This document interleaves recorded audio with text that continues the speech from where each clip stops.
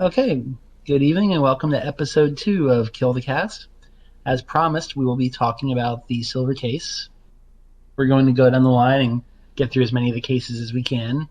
25th Ward we'll decide to address in a future episode, probably after Flower, Sun, and Rain, with respect to chronological order of the storytelling. And we'll go around the table. This is your host, TJ Wakura. And next up, we have Infinite. I'm Infinite.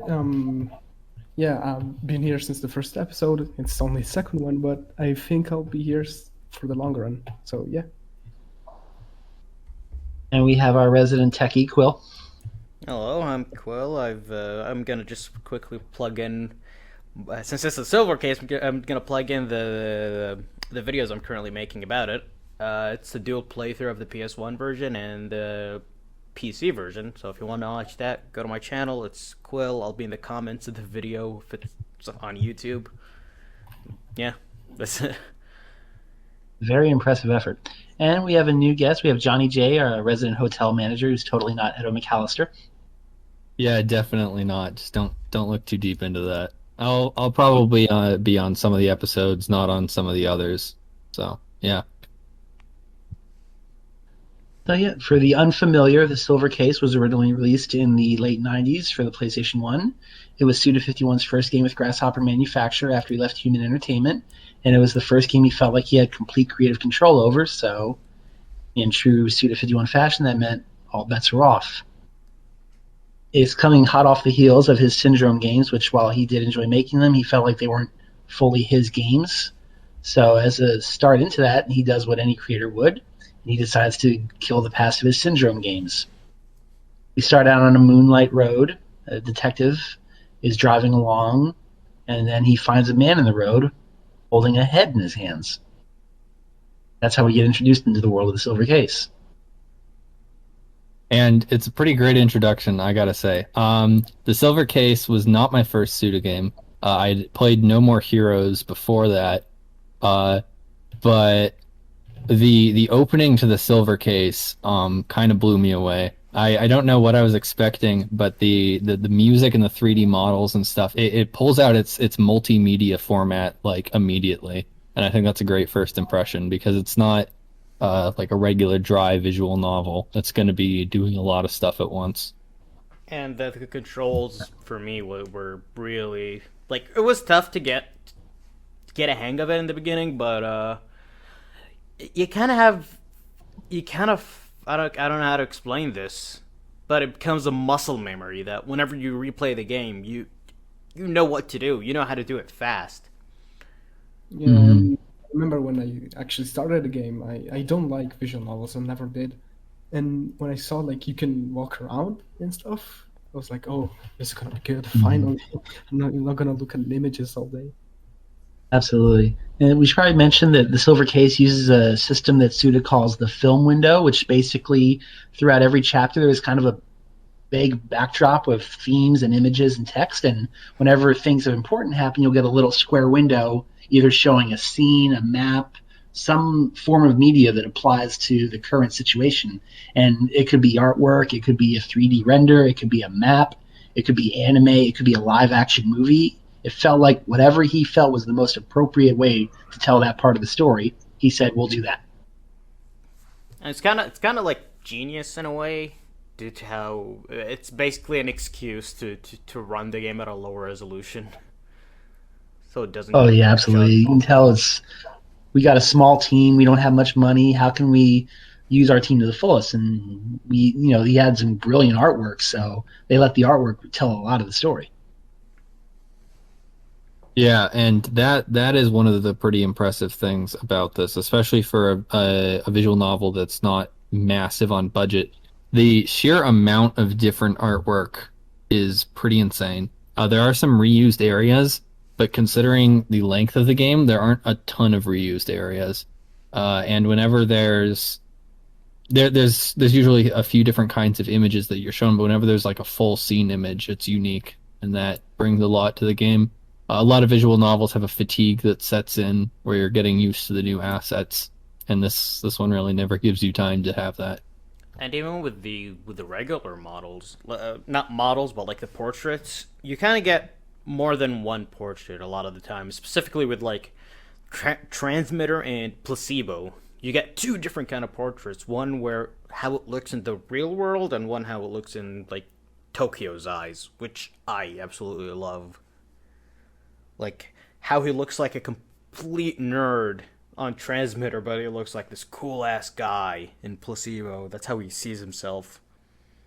Yeah, you got that, and you'll see that too. There's characters in Placebo, you'll see one side of them. Then in Transmitter, you see a completely different side of them, and it's like you can say you do have your own protagonist in Silver Case, but for the most part, your main protagonist that you see throughout most of the game is this detective you start with, Tetsugoro Kusabi. Mm. He's who you start with the game with, and you see him at the end of the game too. So I'd say if anyone could be the main character besides the insert, I would say it's Tetsugoro. Maybe also Sumio, because he was sort of the guy Sumio to an extent. I mean, he was sort of the guy who uncovered the puzzle of who was the real Kamui and stuff in the second in Decoyman. Yeah, Sumio's a special case, as I'm sure we'll get into. So there's a whole reason he doesn't get to drive the story as much as you might think he would. Kind of a game out of special cases. Oh yeah, absolutely. We should probably touch on this. I know at the start of the game, it gives you a huge info dump of the backstory of the lore. There's these different government organizations, the FSO, the TRO, and the CCO, and they're conflicting with how things are run. The police is like a privately funded organization. They have a special division called the Heinous Crimes Unit that handle the really ugly crimes that no one else wants to touch. Yeah, on the... Oh, no, you go first. Okay, so I remember when that text dump was when the game started. I remember I took a piece of paper and I signed all of that. And I didn't sign the names and just signed all of that text dump on a piece of paper. And when I remember that for the most part of the game, it's not useful. But when you go onto the details on how things work, yeah, it is. But I thought like it was necessary to understand the game, but it's not. It definitely helps, but at the end of the day, you can kind of just file it in the back of your mind. There's this group, and this group. Oh yeah, they're with that group. Oh yeah, they're with that group. That's the abridged version. I'm glad you brought that up because I sort of did the opposite thing. At coming up through this game after No More Heroes, the sheer amount of lore being dumped made me believe that it was possible this was just the game screwing with me, and so I just didn't bother remembering any of it. I'm like, haha, funny joke. Like, there's a ton of stuff happening. And I sort of played the game having not really read that at all, because I just assumed it was more than you were supposed to know. I mean, for me, opposite approaches there. For me, I read it, but it wasn't like I paid attention, because I sort of first played it while it was midnight. I was just about to fall asleep. I was like, yeah, let me play a few minutes of this and go to bed. So I wasn't really paying much attention. And during the end of the game where they were saying FSO, TRO, whatever, I was very fucking confused. I technically still am, because like I'm not really good with politics. I'm very terrible at understanding those. Yeah, it's definitely a very politically minded game. And I think early Suda was definitely more on the nose. See, like, I don't think he started becoming more satirical until Killer 7. That was when he started taking a more, I'm not being too serious about this, but Silver Case, I think it's exactly as it is. He's dead serious. Well, still has it in satirical moments, like it does, but not as much. The protagonist is called Big Dick. Yeah. Yes. And Placebo, of course, definitely has its humor moments. Yeah, Placebo's a bit lighter-hearted. It's lighter-hearted, but it's also like really fucking hilarious that everyone who meets with Tokyo just ends up shitting on him with the fucking ghosts. Which is sad, because he's genuinely a good character, and we come to learn he's one of the few genuinely good police the HCU have. Yeah, and he did explain that the reason he acts like a dick for people is because of that thing where you don't want other people to be attached to you or whatever. Exactly, and he's seen some shit. No two ways about it. Yeah. So are we going chapter by chapter? So Yes, so we're going to touch on case 0 is Lunatics, which is sort of an epilogue to Moonlight Syndrome because it only touches on it, but the characters you see, the person with the head in the road is flat out a character from Moonlight Syndrome. He's the Ryo Kazan, I believe was his name. Yeah. And he was one of the protagonists of the original Syndrome game. So who here had played Moonlight before the Silver Case? I didn't play it, but I read a lot about it, like as much as I read a lot about it.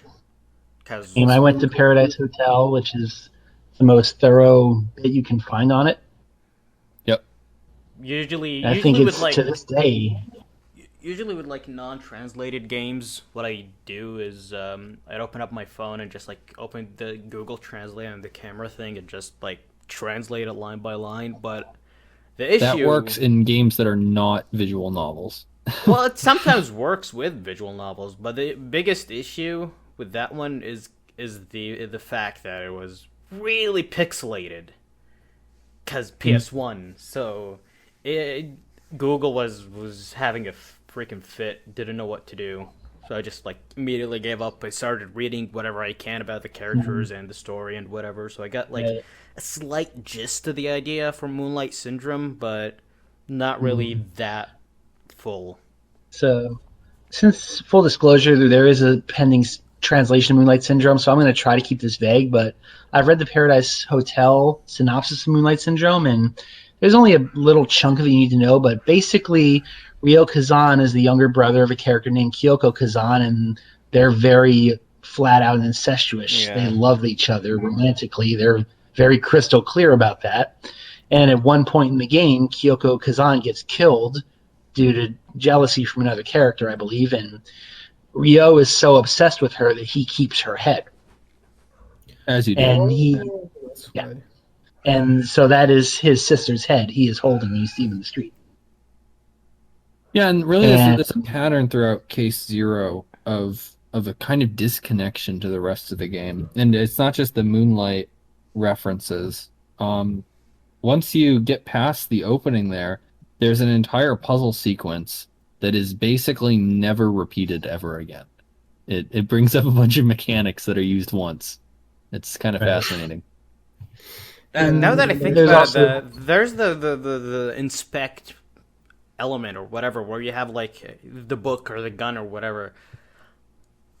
You never did anything with that in the game. Maybe like once or twice, but you barely did a single thing. It was weird. I feel like it was something they wanted to do something with, but then couldn't do it, probably. So they just kept it. Yeah, because the game has a lot of puzzles, but none of the puzzles feel or work like the first one. Yeah. Yeah, the first is very much like it's more of an epilogue to Moonlight Syndrome than anything else, I feel like. Actually, so it's like talking about puzzles, the biggest puzzle I got stuck in was how to get to the second floor. I didn't realize you can go through the door, so I stood there for like an hour trying to figure out what to do. Yeah. I didn't realize. Which I think might be deliberate. There's a bit of a debate we could have at any point in this discussion, which is, should the Silver Case be played with a walkthrough? Yes or no? I think that my usual universal answer to these questions is no. But the Silver Case, you guys know what I'm talking about. It doesn't always feel a need to have solvable puzzles. And this is a bigger issue, I think, in Flower, Sun, and Rain and in 25th Ward. But it starts developing in the Silver Case. Mm-hmm. I think it's more of a problem in 25th Ward. Yeah, I would agree. It's a bigger problem there for sure. Because I played the Silver Case completely blind, and I went through that game without a problem. Yeah, I used a FAQ for the PS1 version, which since I was playing it in raw Japanese, I think I can be forgiven for. But I only went to it when I was stumped. But my good rule of thumb is it's kind of like the guide to Nier that says, if you're doing a side quest, is it going to be a pain in the ass? If the answer is yes, skip the side quest. So you're getting to a point in the game when it's affecting your enjoyment of the game, and you just want to know what happens next, then by all means resort to a guide. Don't let it affect your enjoyment of the game.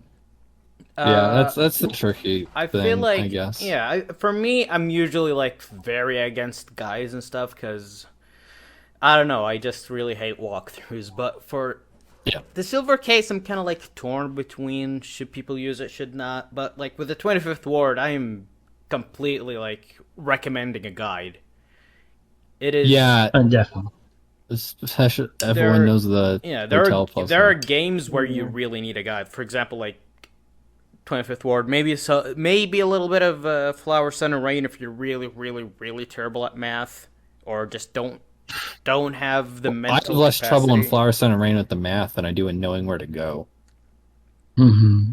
I'm good at math. I'm bad at figuring out where I'm supposed to be. Not really Suda, but also Shin Megami Tensei 3, because I'm playing 2 right now. That game, you really need to walk through, and I'm Shin Megami Tensei 3 was literally the first and so far the only game where I genuinely used a guide. It was.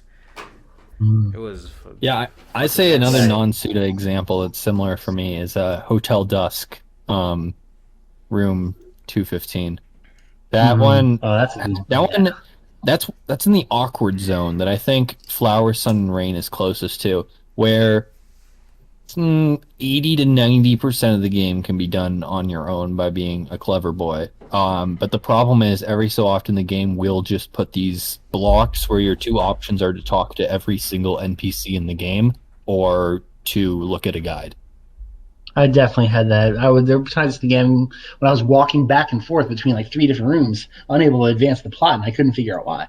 Yeah, you were obviously supposed to use the crowbar on the vase over here, and that would make someone talk to you. Like, why couldn't you guess that? Yeah. Natural progression. Yeah. I think the term for that in adventure games is moon logic. But that gets into another interesting point, back to the topic of the Silver Case. Is the Silver Case a visual novel or an adventure game? And I think the answer is, which chapter are you on? Yeah. So coming back to Moonlight Syndrome, again, I'll keep this very brief so we don't want to spoil the game for anyone who wants to play it. Long story short, Ryo Kazan's sister is dead. He has her head, and with the theme of the full moon leading to madness, he's gone absolutely crazy. And at this point, he's just pretty much looking to kill or be killed. He doesn't care one way or the other. But of course, our erstwhile detective Tokyo Morishima has no idea about any of this. He's just like, why is this guy shooting at me? And he does what any smart cop would do. He calls for backup. Kusabi, and they send in... Not Tokyo. You said Tokyo. Oh, I'm sorry. Oh, my bad. Yeah, Tetsugoro Kusabi. I got Tokyo in mind. Tetsugoro Kusabi calls for backup, and they send in a special team designed to handle these things, who we only really see during this chapter of the game, I believe. You also see them in Decoyman at the beginning. Not that we don't see them that much. They chase Kamui into the forest. Yeah, Decoyman. And several characters on the team are their existence matters because they're related to other characters. Only one, pretty much, because there's only 4. Mustache Man. Yeah, 4 characters. 2 of them die. You become mute because of it, but not really. And Natsume, which is the Mustache Man. Republic is their name, I believe, the special group. Yes. In all caps, I think. I think that's just because it was spelled in English in the Japanese version. Actually, wait, that reminds me. So you get the impression...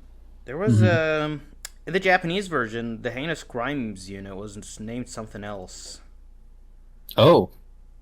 Do you know what it is? Yeah, I noticed it while I was playing because they put it in English and it was a very different name. Even the 25th Ward, it was called 24th Ward, it was called the 24 Precedent or something.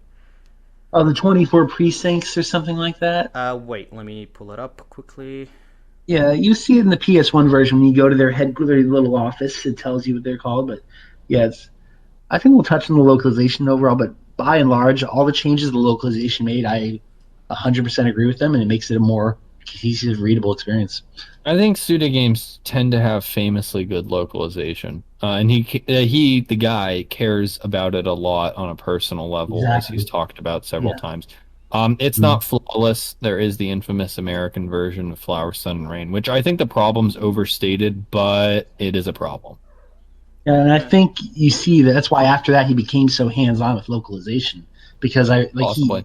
Yeah. he turned down some teams who were going to do Silver Case because I think he was very particular about making sure he didn't have another FSR on his hands. Like, you're not messing up Silver Case. Just to quickly go back to the heinous crimes unit. First of all, the 24 wards were called the 24 precincts. Sorry, I'm really terrible at reading this. Precinct.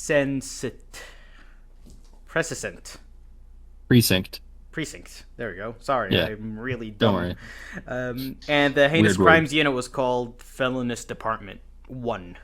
The felonious. I think it said felonious department or something like that. Oh yeah, felonious. That's a real I word. think it wanted to say felonious. It is a but- goofy sounding yeah. word, but it's a real one. Yeah.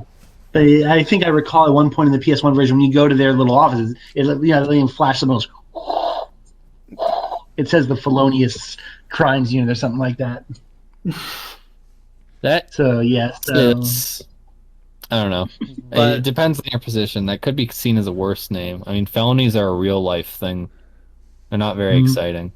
But I think No, the heinous heinous you can crime sounds a divide lot better. these are really, really bad crimes. Yeah, some of them must be really screwy, and I think that also goes well in with how they operate, because the heinous crimes unit works more like the police from RoboCop than the police from anything else.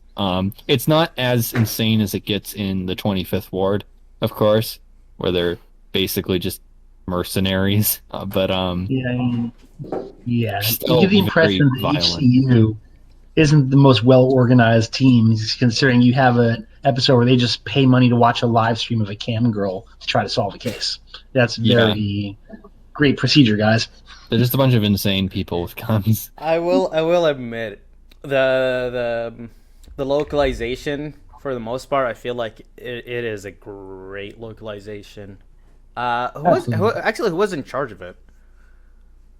Oh, I remember something like this. I don't have a name, but I tracked down this blog page because I was really curious about the localization at some point. And it was from the guy who was the head of the team that did the localization. And he had this plan to do this blog post where he'd talk about the game like chapter by chapter. But he only went through like the first 2 chapters, and I guess he quit because there were no updates since.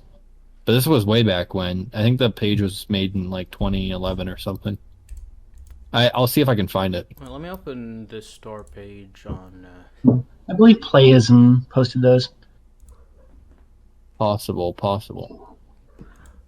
So so we can get through Lunatics. So if I recall correctly, Republic are kind of like the HCU SWAT team. They're the ones who handle the really nasty cases with very dangerous people. And I guess a guy with a gun and a head in his hand warranted calling out the big guns, which is why Republic shows up. Well, Yeah, that's not how the 25th Ward HCU would have handled it. I think they would have just showed up themselves. Yeah, 25th Ward, things have changed. Yeah. But So Republic. I'm not sure. I don't remember. I don't think Republic was part of the HCU. I think Republic's essentially a private contractor that the HCU hires. And they're kind of. I think they're from one of the other organizations. Yeah, they're not part of the HCU, but like they respect the HCU a lot. Yeah, well, because the HCU pays them. Yeah, pretty much. But I think they're more politically affiliated with the other faction. I think the HCU is more the CCO and the Republic is more the TRO, or vice versa, something like that. Again, I'm very terrible at politics, so I'm completely lost regarding the TTF, so whatever. But yeah, I vaguely recall that there was some political drama there. Like their Republic is part of one faction, HCU is part of the other faction, but at the end of the day, they're on the same team. They're both trying to apprehend criminals. This is a very dangerous guy. Let's put politics to the side and get this done. And also, the head of Republic and Kusabi both know each other. So yeah, and Natsume, I believe, and even the daughter of the head of Republic, like joins the HCU later on in the game. Indeed. And you can see like the differences in beliefs and politics on how they handle the case. Since when you see how the team does it, they're all well organized. Like everyone searches like a floor and stuff. Then Kusabi just comes here and shoots the guy. So like you can see the kind of differences in Yeah, I mean, acting and even in the other cases, it's always a mess when like Kusabi or Sumi or really anyone from the HCU just joins because they have zero planning. It's just like, let's just do this. yeah, we go there and shoot the guy. Mm-hmm. So yeah, so basically they try to apprehend Ryo Kazan, which I believe we all know does not go well. Turns into a veritable bloodbath. Yeah. This is a very dangerous, crazy guy, and they're not ready for him.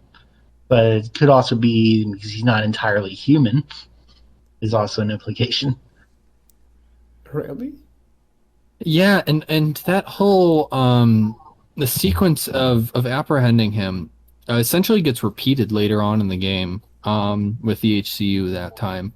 But I think that's when a lot of the surrealism of the Silver Case really starts showing up, because the way that the operation is handled is very confident and official sounding, but when you think about it, it doesn't really make any sense.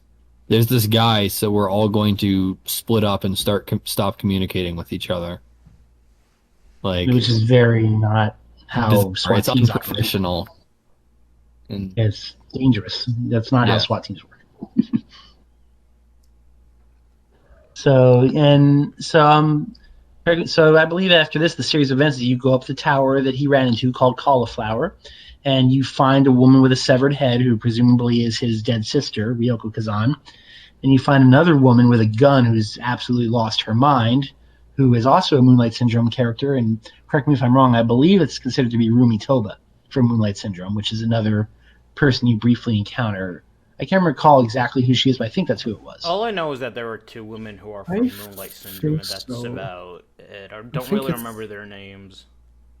Yeah, and she basically rants and raves, and she's not making any sense whatsoever. It's presumably a lot of references to all the crazy stuff that happens in Syndrome.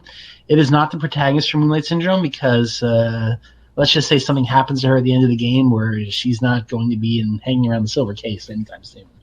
So, and at this point, you finally go face to face with Ryo Kazan himself, he starts ranting about someone named Kamui, and then he pretty much gets shot in the head, and that's it for Ryo Kazan, and by extension, Moonlight Syndrome, because Suda's just pretty much killed that whole chapter off. Literally killed the past. It is Rumi Toba, because it's confirmed like in the little comic that happens before the... Right, there is the comic that the Silver Case came with. That's pretty much... It elaborates on Lunatics only a bit, but actually, regarding the comic, did it come out after the first... after the PS1 game, or like when did it come out exactly? Because it did, because it references FSR. You can yeah. You can see Kusabi rambling about Toriko. I think it was made the same year the remaster was made. Yeah, now that I think, yeah, actually, even the cover, the magazine that Sumio was reading, it had a Kuriyami dance on it. So yeah, definitely with the remaster. Yeah, unless they by the same comic artist who did Kuriyami dance. Oh no, that one definitely was. I think it's referenced in the achievement too. For finding it. Yeah, you can find if you find comic. I think the achievement is called Kuriyami or something. I don't have Steam here. Let me just check. Yeah, because the achievement directly references a game that hadn't come out yet. So I'm fairly certain that was a remaster thing. Oh yeah, no. Actually, even the with the remaster, there was an achievement that mentions the 25th Ward. If you read the comic or the magazine, in the last chapter, it says yes. In the last chapter, it's just lying there. It's almost impossible to miss, honestly. Yeah, and the Kuriyami dance achievement is called Dancer in the Dark. Collect both volumes. Exactly. Kuriyami dance. Available now in local stores. No, not really. I mean, I do own them, but it's not really in local language. Right.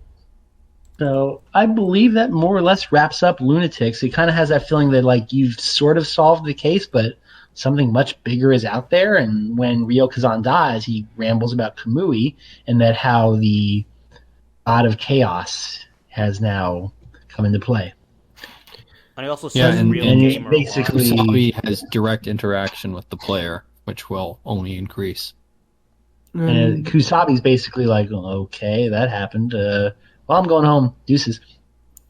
Before that, do you actually recommend someone reading the comic before playing the Silver Case? I would not. I would say let the game tell its story, and then afterwards, if you want to go back and figure out like what the hell was that about, then read the comic and maybe read the Moonlight Syndrome synopsis out there. That would be my suggestion. Yeah, me, I'd say finish the game, read the comic, replay the game, because one playthrough is not enough. And yeah, that's about it. I would say read the synopsis of Moonlight Syndrome and all that stuff, but at the same time, Well, it depends on where the current fan translation progresses. Because if it's almost done or whatever, then I say just wait until the fan translation and play that game. Yeah, well, we can also, make an iceberg out of this. I've even read the synopsis of Moonlight Syndrome, and I think I enjoyed the Silver Case perfectly fine. I mean, I definitely missed some references, but Yeah, I it mean, could be worse. the reference is just like could be easily explained. These are characters from Moonlight Syndrome. That's it. Other Pretty than much. that, And having nothing will get explained. That's all you need to know. Yeah. And real talk, having played Moonlight Syndrome, I've played the first couple chapters of it. It is a very slow, methodical, tedious game. So it is not for everyone. Much like Silver Case. Yeah, I was gonna say the Silver Case ain't exactly a blockbuster either. Yeah, I feel like if you Moonlight Syndrome is that amped up to 11. I feel like if you enjoyed the Silver Case or other Suda games, then you're definitely Oh, gonna be absolutely. playing Moonlight Syndrome. Absolutely. But Moonlight Syndrome, you do a lot of 2D walking around, talking with NPCs, and then you will just have absolute word salad of NPCs talking at you for like 10 minutes straight. And then you'll watch a news article fully voice acted for 5 minutes. Then a creepy figure will show up, be vague, and then you'll be on the next chapter playing someone completely different and have no idea why. That's Moonlight Syndrome. Regarding Moonlight Syndrome, I just want to touch on something. There was an event that I think we mentioned it even in the first episode, but there was an event for Yes. Moonlight Syndrome. It's been more than a year now. Does anyone know like what was going to be talked about in that event, or what happened, or anything really? Supposedly the rumor was it was going to lead to a localization. Then I think a little thing called COVID happened and kind of Never fell heard of it. through. But yeah, there was also, if anyone's played Danganronpa, the second Danganronpa game has an entire section Yeah. that's literally Moonlight Syndrome. Twilight Syndrome, not Moonlight. Twilight Syndrome. Oh, we should probably touch on that. So the Twilight Syndrome games were more like direct adventure mystery games. They were creepy, but they weren't really flat out horror games. Then when Suda took over with Moonlight Syndrome, he just went to the literal moon and made it absolute a horror game with no boundaries whatsoever. How many stories start with and then when Suda took over? I believe Twilight Syndrome is 2 games. It's Investigation and one other. And then Moonlight Syndrome is the third. Investigation and Searching, I think, or something. Oh yeah, Search and Investigation. Yeah, but with Twilight Syndrome, Suda didn't really have that much of an impact. It was mostly like it was already written stuff. He just like joined in near the end because the director just like fucking quit. Yeah, and they're pretty much like, you do whatever you want. And he's like, okay then. But with Twilight, I'm also like fairly certain it was supposed to be one game, but it was like not enough for one CD, so they just like split it into 2 parts, and it was mostly like a PG-13 sort of stories where like kids would go and tell each other creepy, scary stories and stuff like that. It wasn't really a scary game per se, because I did watch a translated playthrough on YouTube for it. And it was just like it was fine. It was mostly boring, not interesting. It's a direct sequel to Moonlight? No, Twilight is the sort of prequel to it, because Moonlight is in a separate universe in a way. Because Moonlight sort of... Moonlight sort of touches on things that Twilight did, but... Yeah, and as we said, Suda didn't really feel too attached to the Syndrome characters like he did with Silver Case. I think he kind of felt a little guilty that he took over and really screwed the pooch with the entire story and just started killing people left and right. We don't want to run out of material for the eventual Moonlight episode, though. Oh yeah. Well, So that's should gonna probably stick to happen this if fan translation comes out, because like not a lot of us really knows a lot of Moonlight Syndrome. If we make an episode, it's just gonna be like 5 minutes long or something. No. If we're making an episode, we aren't doing it until the localization happens. Oh yeah, Yeah, absolutely. definitely. Let people play it so that we don't just ruin it for everybody. Mhm. So with So- that said, I think we can move on to where the silver case really gets rolling, which is case 1, I would Decoyman. actually like to bring up one last thing from Case Zero, and that is, I think Case Zero sets up two characters to be mysterious, I suppose, and Kamui is the one we mentioned, but I think people might forget how Kusabi is framed here, because at the very end, the Kamui stuff gets mentioned, and it's not like Kusabi says that's weird and leaves. I actually have this written down. He says, quote unquote, "So the sleeping lion has awakened. This is going to be a long journey." So he's clearly connected to this. And when I first played, I assumed that Kusabi was going to be, I guess, the more constant issue, because he clearly knows what's going on here and the player doesn't. So that's an interesting thing I just want to throw out there before we move on. Touche, good point. Yeah, there's a little thing that Kusabi knows more than he's letting on, which is kind of a recurring theme throughout the whole game. Mm-hmm. But it makes it hard to fully trust him, especially when he's being, I guess, more prickly compared to Sumio. Mm-hmm. But go on to case 1. Yep, in case 1, so we learn that they're talking about Kamui making a move, and we can presume some time has gone by between case 0 and case 1, like Kamui's been wreaking some havoc, whoever this is, and basically we learn that he was a previous felon arrested in the 70s for an event called the Silver Case. He was diagnosed with mental disorders, the trial was canceled, and he was put into a psych ward, and somehow he's killed his counselor and escaped, and now he's wreaking havoc in the 24 wards. So I should mention something about the translation. I do, because like this chapter has a lot of words that really are kind of tough, especially with the part where Kusabi explains where what was his name, Kamui. It was basically having sex with his. I know what you're talking about. Yeah. So Kamui was basically having sex with the whatchamacallit, the counselor or whatever, the doctor. The counselor. Yeah. Mm-hmm. And he was, in a vegetative state at that time. So Kusabi just calls him like the F slur out of nowhere, and Yes. yeah. Oh, yeah. It does. Like, So we should touch on them. Yeah, there's a lot of slurs thrown around in the translation, and that's the Mostly thing. by Kusabi. Always like Yeah, Kusabi. but I feel like they would talk that way, so it's an appropriate localization choice, I feel. That is what I want to Kusabi's not really say. framed as like great guy. I don't like. Yeah, he's not someone you envy. I don't really like. I don't know. Obviously, the word is fucking terrible, but the fact that it was in like the 90s, where it was like kind of okay to say it and stuff like that.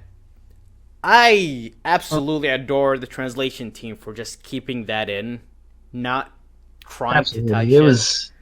Yeah. Having seen the original script, specifically tough to release it during this time, but the fact that they did that and a lot of other slurs, like the R one, I'm glad that they kept it in. It really adds like a certain shock value to it. right. And I think they make it clear that Kusabi is a good cop, but he's not a good person. He's not someone you want to emulate. Yeah. So they make that pretty clear from Jump Street. This guy has got issues. Well, He's yeah, good at like what he does, but he's not someone you really. Kusabi's an archetypal noir detective, along with most of the trappings that come with that. For better or for worse. Well, at least there's a red herring that he is. Obviously, him and especially Sumio end up having a lot more going on to their characters, but that's what's sold to you at first. Mm-hmm. And so, of course, we also meet our second main player in the HCU, which is Sumio Kodai from the Heinous Crimes unit, and basically you get the vibe that him and Kusabi have been partners for a while. But Kodai is kind of the new guy on the team, so he's not as seasoned and not quite as trusted as Kusabi. That's the vibe I kind of get from the start. And Sumio's still wet behind the ears, like kind of fresh out the academy. He's here to help people. He wants to, solve crimes. And Kusabi's just kind of like, oh god. Yeah, but he's still hard-headed towards Kusabi. Definitely. I see him like, shut up, I know what I'm doing. He always has a kind of an attitude towards Kusabi. That's something that I like. You can always tell how in the Silver Case, in this weird Suda universe, that if you're close to someone, you always like shit talk them a lot. That's how you know you're pretty much buddies. And that's how it is in real life. Yeah, but with the Sudaverse, like, it's just, I'm going to fucking kill you right now, and they're saying it like in a dead serious tone. You don't say that to a friend. You don't say that to your partner, especially when you could get killed at any given moment in your line of work. Maybe they even shoot you. I don't know. It happens. Oh yeah, they both have some very colorful dialogue. Which, as far as the localization goes, apparently Suda was very particular about vetting the localization. So, and considering how convoluted and crazy the script is, that for someone to do it and to do it with the care and nuance that they did, it's just, I can't praise it enough for how well a job they did. Yeah, seriously, like, I played a few NIS American translation games, and god, them doing the Silver Case, I shivered. I'm pretty sure they were planning on it, but then Suda told them to fuck off. Yeah, Suda probably saw some of their work, or thankfully for all of us, heard about their work, and yeah. Can you imagine Tetsuguro being like, "Yo, bro, we're gonna go solve some cases, my man"? They're just gonna add a bunch of memes. So, like, by the way, really old memes, like double rainbow, here come that boy, that sort of stuff. Oh Jesus, yeah. Given the choice between that memes, given the choice between that and the vulgar, obscene mess that we get reflecting Kusabi, I think they definitely made the right choice. Yeah, so I wanted to say the shut up I said earlier was not towards anyone. It was just a quote. Yeah, no, we know. Okay, thank you. I got confused then. So basically, they're meeting at the hospital trying to figure. And we should also mention that this is one of the game's first use of live action footage. We see a very creepy, low resolution shot of a woman running from something, and then we learn that she was killed, and presumably that was the counselor who Kamui murdered. And there is live action footage sporadically used throughout the Silver Case, and to very good effect. They use it in a way where it's very multimedia. Yeah, I love the whole like cutscenes in the Silver Case, because like you rarely get them. But when you get them, they're always different. It could be like a CG cutscene. It could be an anime cutscene. It could be a live-action cutscene. It could be anything. You literally cannot expect what's going to happen. That's something that I completely adore, especially in the Parade chapter during like the ending. Parade uses the media to the fullest. Yeah. I love the choice they made. Yeah. Also, I heard this somewhere, I forget where, but supposedly when he did the live-action footage, he worked with like a film editor who was known for movies, and supposedly Suda got him to work with him by telling him he was working on a movie. He didn't tell him he was working on a video game, because I'm sure the guy would have told him to go fuck off. Yeah, I remember something sort of similar to that, but it was like a long time ago where I read it, so can't really like.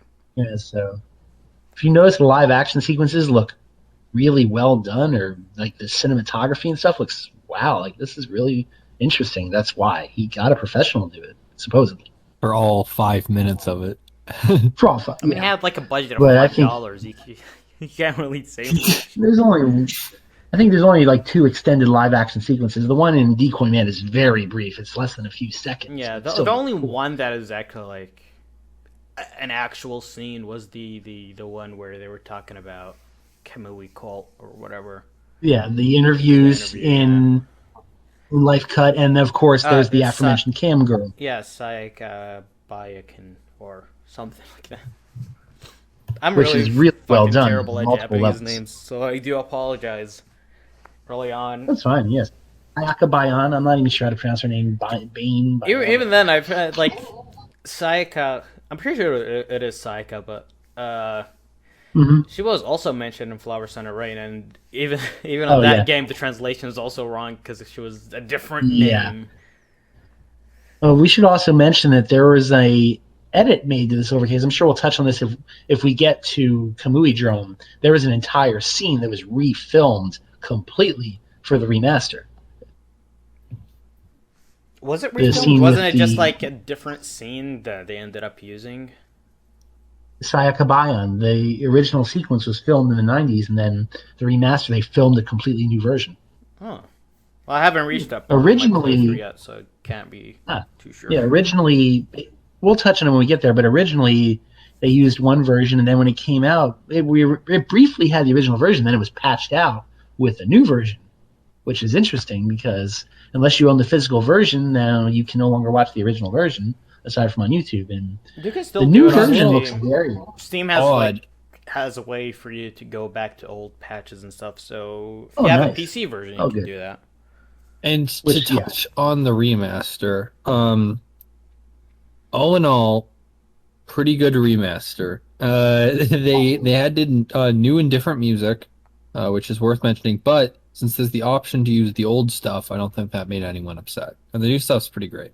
It's a series of remixes, I believe, by Akira Yamaoka. Who's great. We should mention Masafumi Takada did the music originally, who also worked on Flower Center and Killer 7.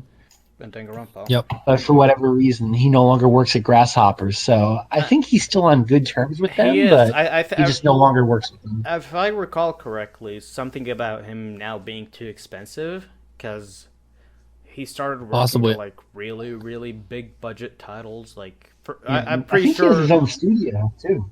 Something like that, because I'm pretty sure Danganronpa was the thing that really put him up there. That being said, placed him with Yamaoka, who has Silent Hill under his belt, so he can't be that cheap either.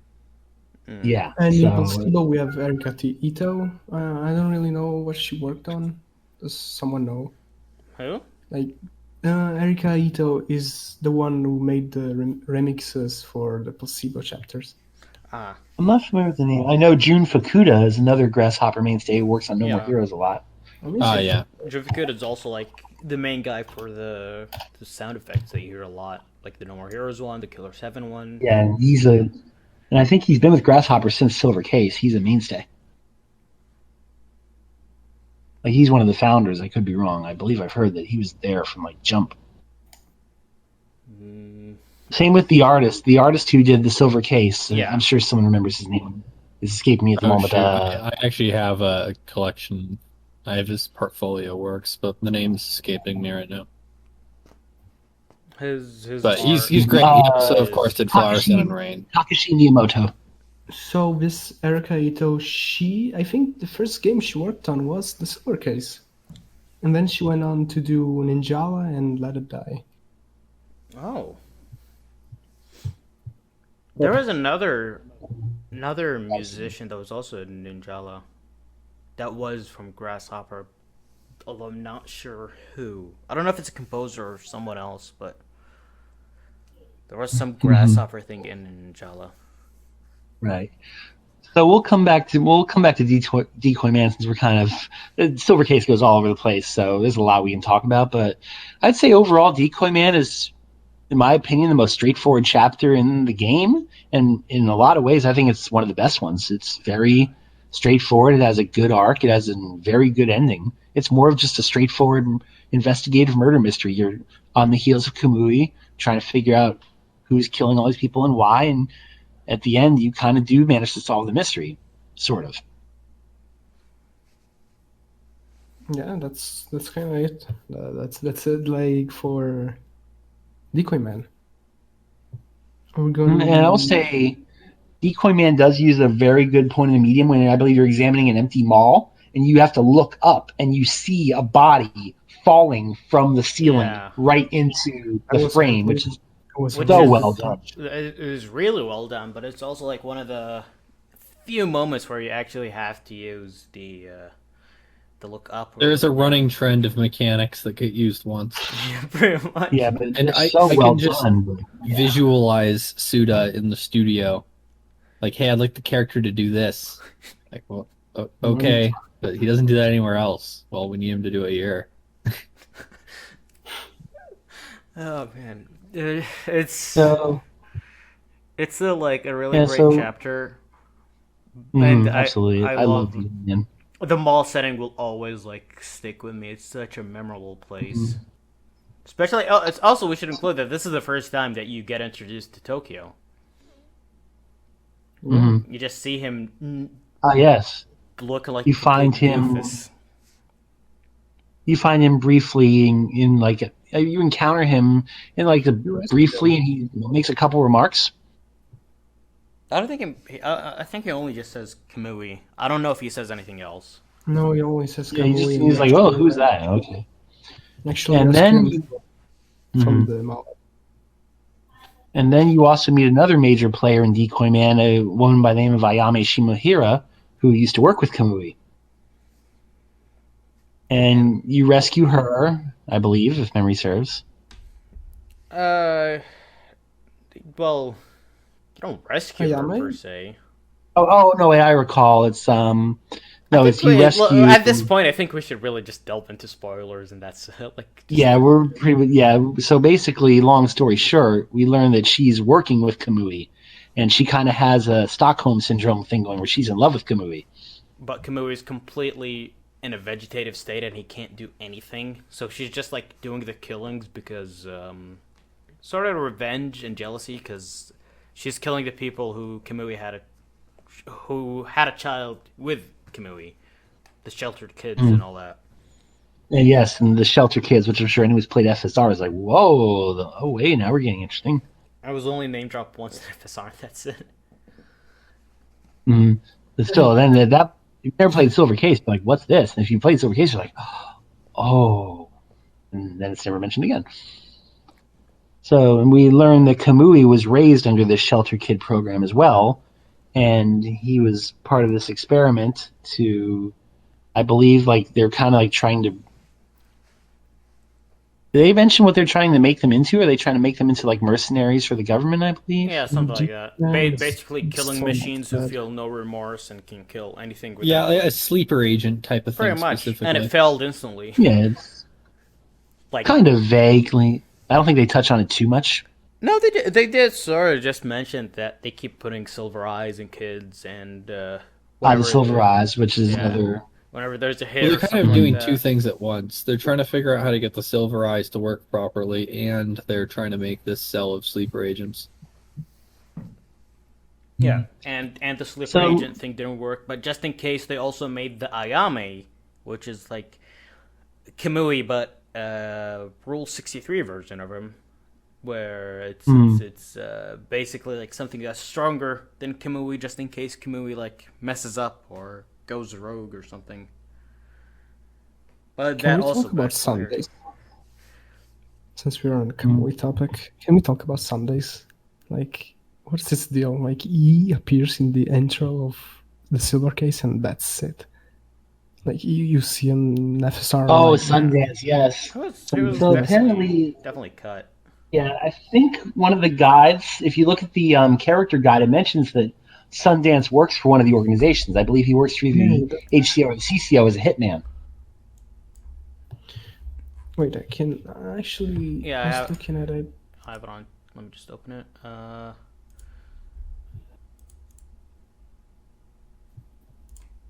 it was in... There we go. Okay. Where? It's in one of the graphs that I've seen. Yeah, it's where it shows him in the. It's in the manual. Yes, that one. I think. Oh, here we go. He's looking at it right now. I have it on the. There's a Steam guide to it. It says he is the FSO party leader. Yeah. Sundance shot. And not only that, but there was a lot more than a mercenary. there is also where is she? Yeah, Marionette Mother. That was also another character. Yeah, like I think you see her briefly in. She's in either Life Cut, I believe. Doesn't she appear in Life Cut? I don't remember. Or Kamui Drum? I don't remember seeing her at all in the I game. know what you're talking about, but it's just a Vaguely cryptic familiar. thing. Like I've seen her somewhere. Oh well. It's not her. Like, Yeah, there's so many characters in Silver Case who you blink and they're gone. You see them once, if that. Especially in Life Cut. Life Cut is just a roller coaster. Yeah. And so I think on this shot, it's like he appears like in FSR. It's so important. Like, oh shit, it's a big deal. You see him in that game, and then he always gets cut from other games. Like we don't know nothing about that guy, and it's actually a shame because it looks really interesting. Even with the eye patch thing, it's strange, never got explained. I mean, he was also. You kind of feel like with Silver Case, he was going to be in Killer 7 as well, and that also got cut. Yeah, just a man that keeps getting cut. It kind of has a fun with it. He only knows certain bits of the story, and there's only so much he's going to tell us because he wants us to fill in the gaps ourselves. That's kind of the impression I get. And like there's back to, I just want to mention something about Marionette Mother. She's the president. Well, in the manual it says that she's the president of Mulholland, which is the store that the Tokyo always buys Placebo from. And it was also the store where people can go underground to the whole sheltered thing, whatever, during the last chapter. Probably a reference to David Lynch. Yeah, I wouldn't be surprised. Almost certainly. Yeah, he wears that on his sleeve. Also, if memory serves, Sumio was a big player in solving the crime of Decoyman. He figured out that he's the one who solved it. Because during the mall part where they discovered the dead body, basically the chief director told Kusabi just to like take a break, so just gave him like a room in a spa or something like that. So it was just Sumio, and Sumio just basically found out where to go, which was the store, like a video store or something, video editing store for Ayami. He went there, he fell in love, and then he discovered Kamui in the closet. It could be an allegory, I don't know. Yeah, there's some creepy implications about Ayame having him locked in a closet, and apparently she's pregnant as well. Yeah, it's not even an implication, it's just flat out told. She did it with him. Yeah, and it's like... And for some reason, Sumio apparently has a thing for Ayame. And there is the really cool moment with to say the least. There is also the really cool moment with them pulling the guns on each other, which is also the artwork they use on the collector's edition on either side of it, which I thought was a nice touch. Yeah. And also we get to meet... each border shows Ayame and Sumio. We also get to meet, in the beginning of the chapter, Ryo Munakata, the death-filling special agent, who has a slight role. Not really a slight role. He has sort of like a side character role in the Silver Case, but his death-filling special agent status gets explained a lot in the 25th Ward. Oh, yeah, now I know what we're talking about. We should also mention, of course, the protagonist. How could we forget Big Dick? Or Chinchilla, or... Akira, I think that's the canon name. The canon name. So basically, that's you, the player's insert. You're a survivor from the Republic Special Forces who pretty much got wiped out by Kamui in the forest. And I think they mentioned that you never talk, which is very creepy. But never talking is just like an excuse to not write lines, dialogue, and stuff. And you're like basically the player insert who gets to accompany Sumio and Tetsugoro on their wacky adventures. Pretty much, you do absolutely nothing except just moving and apparently just like solving the whole crime by literally just doing nothing. Just Like, existing. would anything really be changed if you just played as Tetsugoro or Sumio instead? Would that really affect anything? I think the game would have a harder time hiding as much as it does about those two characters if you did. That's a good point. Not only yeah, that, then it would be like. But during the end, where you discover you're also Kamui in the Kamui program. Yeah, you eventually gain significance. Yeah. That does make sense. And also, it makes me think of, I don't know if anyone's played David Cage games, but one of his games you actually play as. Has anyone played Heavy Rain? Yeah, sadly. Nope. God, Don't sound too enthusiastic. Look, I played every David Cage game. I know that guy. I know him inside and out. Heavy Rain tries to do something. Heavy Rain tries to do something where you play as someone who knows all the secrets, and it doesn't make any sense once you realize it. It's like, it doesn't work because, like, the entire game. Spoiler alert for Heavy Rain. I mean, if you haven't played it yet, you're definitely not interested. So, like, yeah. Anyways, you play as a detective who's fat, who's basically like an American version of Kusabi if they made a Netflix adaptation of it. You play as that guy for the entire game, trying to solve a murder mystery of like who killed / kidnapped this child. You don't know anything about it. You try to discover it, and then suddenly, in the end of the game, with no fucking explanation whatsoever, you did it. You're the one who's been killing and torturing and fucking drowning children. Why did you do it? I don't know. How did you do it? I don't know. For Heavy Rain, by the way. it doesn't hold up to the slightest bit of scrutiny at all. It is God that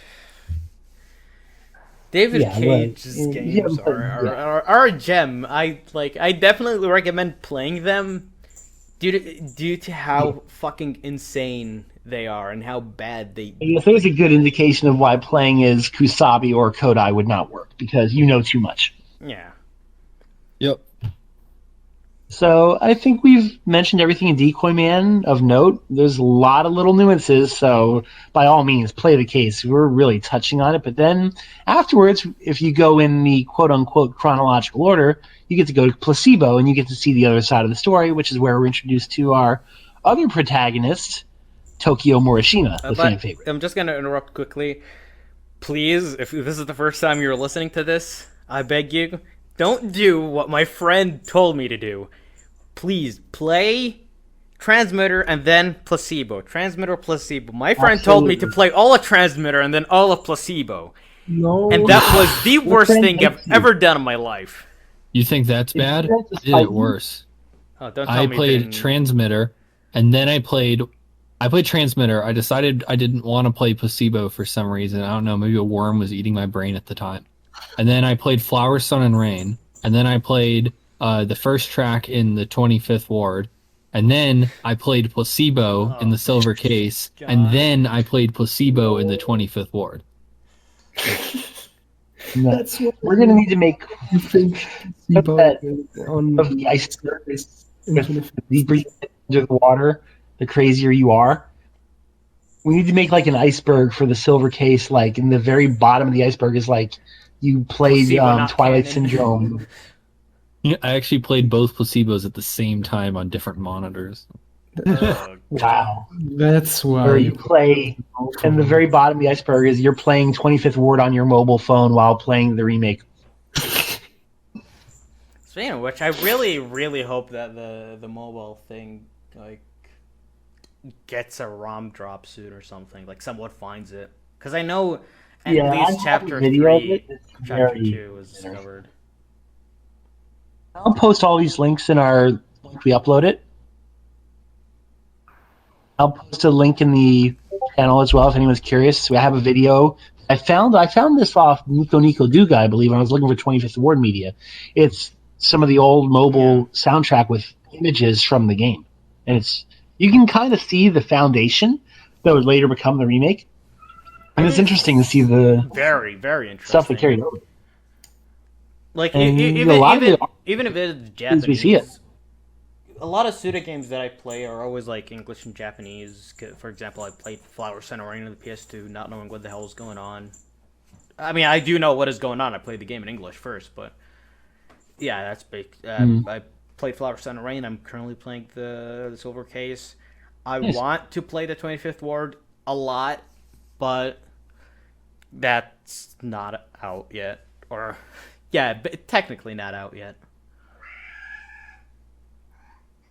We'll definitely touch on 25th Ward more in the future, but I definitely think I mentioned that I don't feel it's as cohesive as Silver Case because you have 3 different stories and they do go all over the place. A lot of it is very vague. Well, you get 4 if you count Yuki. Yeah. Oh, yes. Yuki was in... 5 if you count Transmuter. Yuki was within Placebo, but Yuki's completely disconnected from Placebo. No, aside sorry, from, yeah, it's just like Tokyo. Aside from a detail. I mean... I think almost across the board, everyone thinks Yuki is the best thing in 25th Ward. Yuki's phenomenal. Incredible. Like, I've never played any of the things it references, but it's just... Well, for one, it's beautiful, but we should definitely save this for the actual 25th Ward episode. Absolutely. It is. If this is the future of the Silver Case, then I am all in. Yeah, then this I'm is in. like, Holy cow. That's what it needs to be. Just occult adventures, please. Freaking holding down the screenshot button the whole time you're playing. I do actually. Exactly. It's peak Suda. I hope that there's also like sort of continuation with the other chapter. It was 3 chapters: Placebo, Correctness, and Matchmaker. Yeah, I hope that there's something. Also, with the best song on the soundtrack. I love Matchmaker. I love Matchmaker. That like the entire character is there, but yeah, let's just keep that for the other. So let's go into Placebo, as we mentioned. So Placebo is basically the other side of the coin. You're playing as a journalist named Tokyo Morishima, who's been.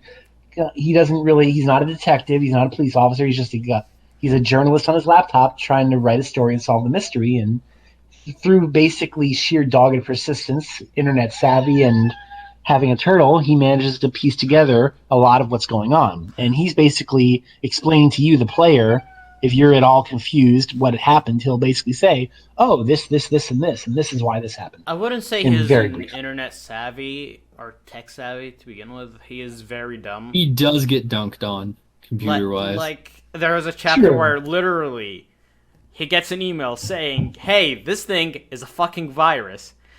5 minutes later, he opens that virus. I think that specific part of the game inspired the entirety of Hypnospace Outlaw. He tries his best. He uses the medium to the best that he knows how. He tried his best. Awesome. Who got him up? I mean, he had at least did make a backup on his laptop, which is also like sort of weird because like the guy's broke, but he has a computer. Again, this is in the 90s where it wasn't like as cheap as it is now. He has a computer. Yeah. He has internet. Like using Usenet forms. Yeah, he has an internet, so he can send emails, receive emails very fast, by the way. And he also uses a pool table as a desk. And do you guys know how fucking expensive these things are? Pool tables are pretty pricey. Yeah. So he's using that as a desk. And he also mentioned the fact that he's using like Italian furniture for the well, and his apartment's pretty small, but it's in a very nice location. He's got a backyard in Tokyo. He's got a nice car. Oh yeah, Tokyo. That apartment must be. He's got a nice car, and he also got a fucking laptop. Oh, he has a very nice car too. That gets shown off. It's laptop in the 90s. Yeah. Very expensive. My guess, rich parents. Well, I mean, his parents do send him pomegranates a lot. Also, so yeah, and we basically get the impression that he knows more than he finds out more than he should, just through sheer either persistence or dumb luck. Dumb luck, I say, most of the times. But somehow by the end of it, he's got his own story going too. So while he's also solving the HCU cases, he kind of has his own story that we're learning more about. Like he's got his own thing going. He's got his boss is always getting on his case. We learn about his girlfriend. in Chapter 1? I Yeah, can't recall if she appears in Chapter 1. His ex. Kind of. She gets His mentioned. ex-girlfriend. It's not that she gets mentioned. She does email him, and he does call her, but she doesn't answer. But they don't show her portrait until like Act 2 or 3. Yeah. Also, I think we run into him directly during the second chapter, Spectrum. I think during when we're exploring the apartment, we actually go to his apartment. He Tell gets us to scared by fuck you and off. tells you to fuck off and get scared, and yeah. Yeah, and it's actually when I think one of the creepiest moments in Placebo is when you see yourself knocking at the door. You see like how dead you look. Yeah, you do If I look recall correctly. fairly decrepit. For a good while, I thought like And it's done like a jump scare. chapters- Like you hear the door and boom, you see Akira. And they do play that lightning sound effect that is really, really loud. For the first few chapters, I thought the Silver Case was an horror game. It has its moments, mostly in Placebo, because in Placebo, in the first chapter, when I will get back to Placebo, in the first chapter, I actually was one again, and I actually got jump scared by the other girl went crazy. And the ghost. I was like, oh yes, "Wait, the ghost. is this a horror game? What the fuck?" And nobody told me that. That's what I love about Suda. He keeps saying that he sucks at horror, he's scared of horror and whatever, but me, a guy who he's barely got gets horror scared, chops. he does horror perfectly. He does. He really Especially in Moonlight Syndrome. The Syndrome games have very creepy stuff. Like he uses jump scares. Like there's a certain character named Mithra, who I'm sure Killer 7 fans have heard of. When he shows up in Moonlight Syndrome, it's just out of nowhere and with these creepy, soulless eyes that just stare right at the player. You're just like, oh shit, that guy. So I know we're a little past the hour mark, and we had some questions we wanted to ask. Do we want to go into Spectrum as well? I think, let's go to Spectrum, then we're gonna answer the questions from Twitter. That's good. And then we can just keep going like fast on the other. So Spectrum is kind of a curious case. It also uses some good FMV. Like we get some live action of kids running around a hotel building, if I recall. And it's like it starts out with a story of a friendship. These two kids grew up together, and one of the two died under mysterious circumstances. Well, it's not If I mysterious. recall, The reason gets shown later, but for the kid himself, he sort of wants you to feel like it's mysterious. He doesn't want to explain what exactly happened. Mm-hmm. But, the kid probably knows more than we, the player, know. Yeah. And we also start seeing some signs of the occult. We start seeing ghosts around, it's also happens in previous chapters, but we definitely see ghosts a lot in Spectrum. It's kind of the afterlife is a big theme in Spectrum. And we also get the first mention of the 50,000 yen. Yes, we do. That'll definitely not become important. Tetsuguro Kusabi needs 50,000 yen. Can you lend him 50,000 yen? And I think the answer is perpetually no. And Suda has told us himself, never lend him 50,000 yen. Suda likes to talk about his characters like they're real people you're in danger of encountering. Like, in case, like, this guy that I wrote for a video game shows up to your house asking for money, please just don't let him in.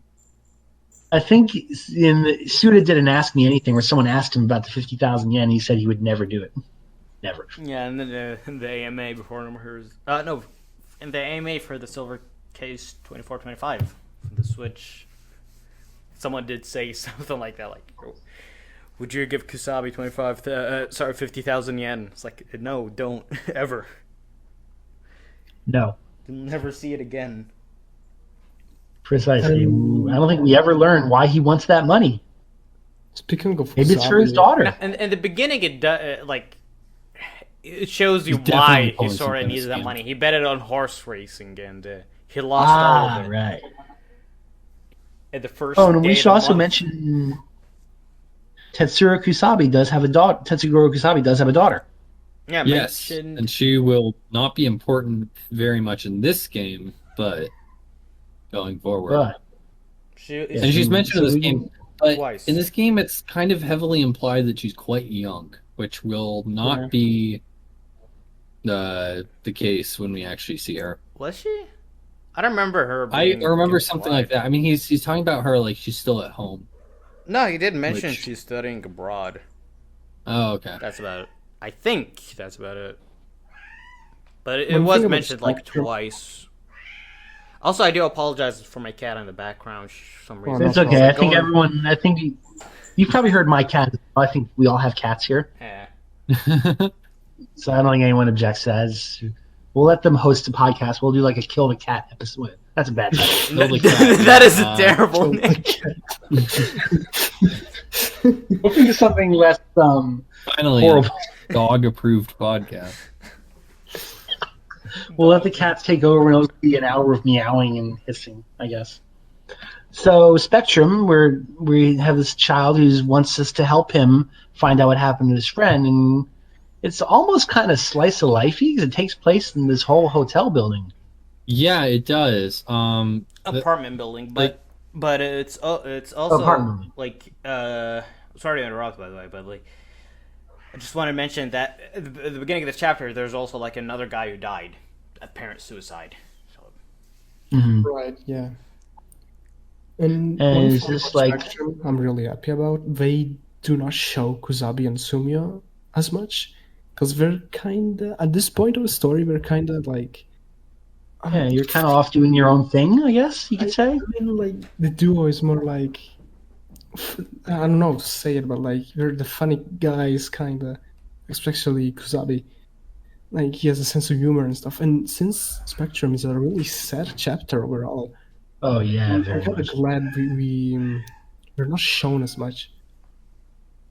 You kind of feel like during Spectrum, you're kind of left to your own devices. They kind of, we'll let you handle this one. You know, it's not any big threat or any big things. Just so this kid wants to help him out. You can go handle that. We're going to go bet on horses, and Sumio's going to go flirt with his killer girlfriend, I guess.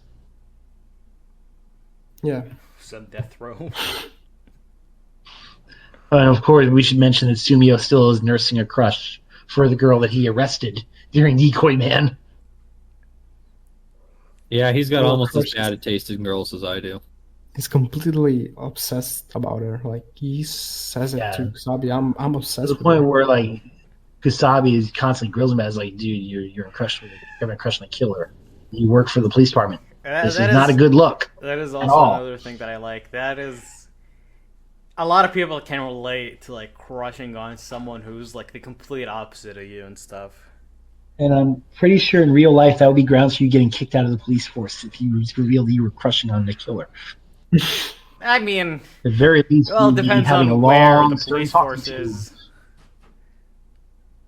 True, and I guess in some cases, like, oh yeah, well, whatever. And as long as he's solving cases, there's a not terribly unfounded security concern as well, which yeah. So I haven't played Spectrum in a bit, and it's a very tedious chapter. You have to do a lot of walking and talking. Which I don't know if that's over it. Kind of my favorite, one of my favorites, but not particularly fun to play. If you don't like going upstairs repeatedly, not the chapter for you. Gotta say. When I played the PS1 version, this is one of those chapters that I definitely took breaks in between. Like I would do a floor, take a break, come back, do another floor. Silver Case is not a game I recommend playing in length. You will get very frustrated. It's up next. I gotta start like recording Spectrum on the PC and PS1 version soon. Oh yeah.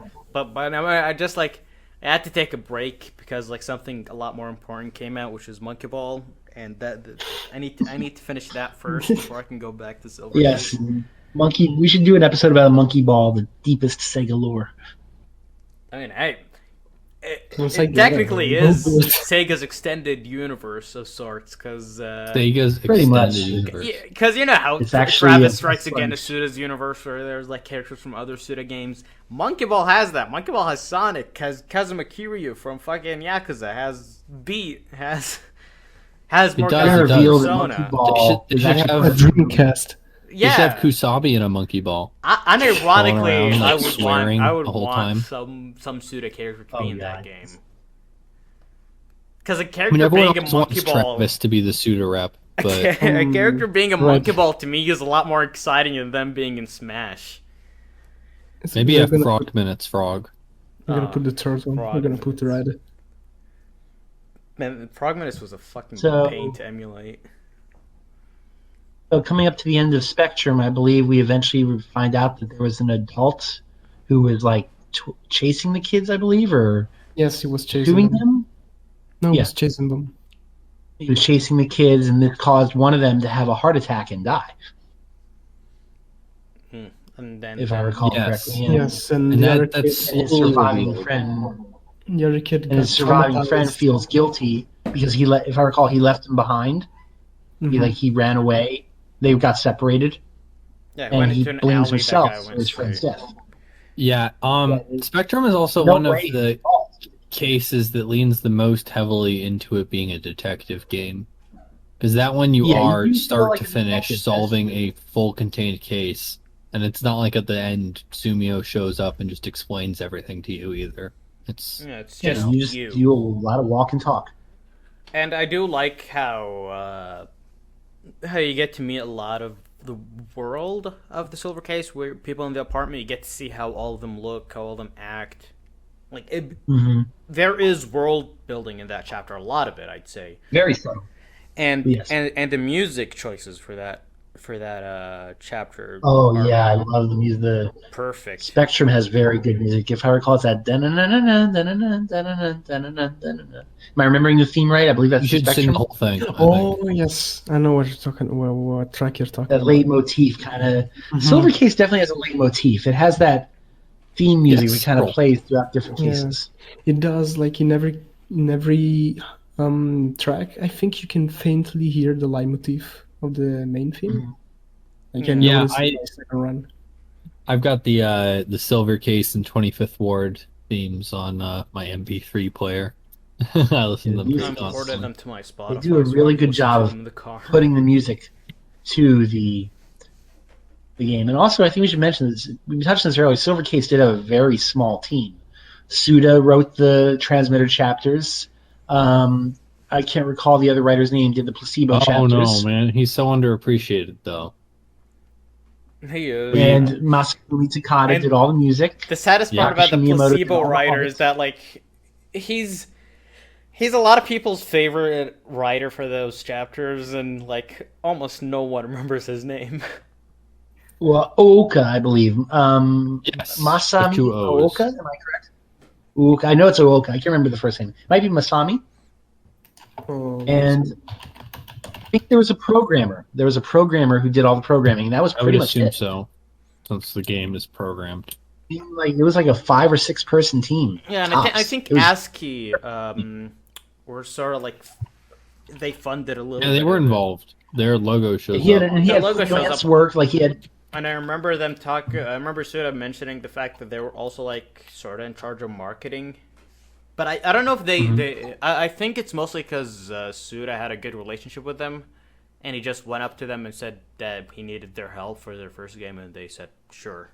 But so by the Yeah. way, Placebo was written by two people, Masahi Hoka and Sako Kato. And if I recall, the placebo chapter that it goes to Spectrum, he mostly talks about the kids, the environment they live in. I think he goes into the backstory about the killer, and also you get to see the other side of the coin when, like, the real world interrupts when Akira knocks on the door, which is really creepy. It's like you're in the middle of an email and you hear knocking in the game, like, and it really kind of throws you out of it. You're like, what the hell? yeah, Like it almost feels like someone's knocking on your door at home. I think that was the effect it had on me. Yeah, Like, yeah. wait, is that in the Especially game? since the game gets you comfortable. It's a visual novel. You know, things are going to happen only as fast as you press the A Yeah. button. also It pulls you out of it. And it does a Also, great in job. Placebo, in the last, sorry, I forgot to mention it, but in Decoyman's Placebo version of it, which is Yumi, if I'm not mistaken, you get introduced to a hacker known as the Bat, Ah, yes. And you gotta get that very creepy effect of when you open an email with just very terse, threatening remarks, and you're like, hell? It really kind of creeps you out, especially if you're playing it on PC. So you're playing on PC, it feels like you yourself are reading it. True. And also, I think in this chapter you also get introduced to Slash. I'm not 100% sure. I think not. You get introduced to Slash later when you do the private chat with Erica, if I'm not wrong. I don't know. I do think actually no. It probably is because like in the next chapter, which is Parade, you you get messaged by someone called the Bat, or you message someone who you think is the Bat, but it's one of the people from Parade. So yeah, no. I think I'm pretty sure like Tokyo messages Slash in that chapter. Yeah. Yes, it does. Because he wants information, so he goes to Slash. Yeah. I definitely need to play that game. But you spend a lot of time in Placebo either reading emails, walking around his little apartment, or playing with Red. Yeah, pretty much. Yeah. The biggest issue with Placebo is that it is a lot slower than the main game, and not a lot of things happens as much as the main game. Actually, one thing we should mention, of course, the bar, Jackhammer. Yeah, he goes to the bar and talks with the bartender. Some of the best dialogue in Placebo is from that bartender. Some of the best dialogue in the game, and also some of the most grounded dialogue in the game. I believe at one point he mentions that he enjoys having his hands tied behind his back, and we're like, okay, thanks for that. So, can I have another drink? He mentions him being like, I think at the end of the game, he mentions something about him being like gay and a sexual deviant of sorts. Oh, there's a very well, we know what happens to that bar at the end of Placebo. Wow, that's a creepy moment. I think that happens during Life Cut when we learn the truth about Jackhammer. Oh, the truth about Jackhammer. Don't you mean that in the 25th Ward? Yeah. It's not really even a truth in Jackhammer. It's just like in 25th Ward, it was just like abandoned. Would it almost be safe to call sexual deviancy like a theme in the Silver Case? Because it comes up a lot. Fair. Yeah, because you start from the get-go. You got a guy who's carrying around his dead sister's head that he was in love with. In Chapter 1, you got a woman who's sexually abusing a catatonic killer, who then the police officer falls in love with her. And there's this thing that's mentioned a lot that Kusabi says and other characters say, that they believe everyone is a pervert in a way. And Chapter 4 revolves around a cam girl. That's the main plot point in Chapter 4 is the cam girl, Sayaka Bayan. Yeah. By the way, we haven't talked about the other members of the HCU. I don't recall. I don't think we see them too much in Decoyman or Spectrum. I think we start really seeing them in Parade, if I remember right. You do see them.